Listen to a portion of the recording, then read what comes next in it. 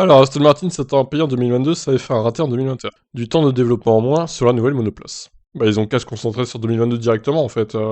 Putain, là, l'article est long en plus, hein. C'était plus difficile de trouver le bon compromis cette année parce que nous avons fait un pas en arrière à cause des changements aéro au pôle de la FIA. Par conséquent, nous avons passé plus de temps à essayer de développer la voiture de cette année pour l'amener à une position descendante. Donc, non seulement ça a eu un impact sur la voiture de cette année, mais ça aura également un impact sur celle de l'année prochaine. Safnoi a clairement indiqué que l'équipe se sent toujours lésée après les décisions unilatérales prises par l'instance dirigeante, mais 2022 promet un terrain de jeu égal.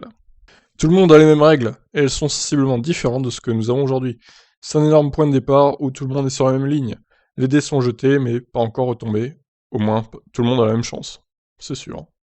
La première F1 construite à l'ère Aston Martin de l'équipe ne bénéficiera pas de toutes les ressources mises à disposition par le propriétaire de l'équipe, Lawrence Stroll. Une nouvelle usine est en cours de construction et ne sera pas utilisable avant 1 an et demi. C'est long, c'est long. Il y a deux choses que nous devons faire. Premièrement, construire l'infrastructure nécessaire pour se battre pour un championnat du monde, afin de s'assurer que nous avons les outils, que tout le monde possède.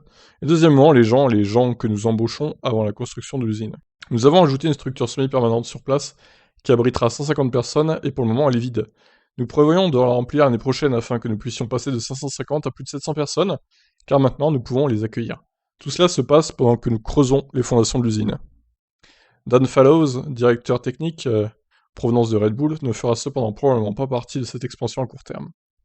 Il y a une date limite à laquelle il sera hors de son contrat, mais nous espérons toujours la faire avancer. Les équipes de Formule 1 comptent désormais 900 personnes. Un gars ne peut pas tout faire. Certaines personnes ont-elles un manque plus important sur les performances que d'autres? Un impact, pardon, plus important. Oui, répond-il.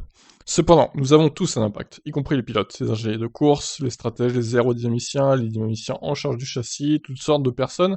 Vous devez obtenir le meilleur résultat de vous-même, le meilleur de vous-même à tous les niveaux, et travailler ensemble. C'est ce qui vous amène à viser des championnats du monde. Bon, toujours de belles paroles, hein, évidemment.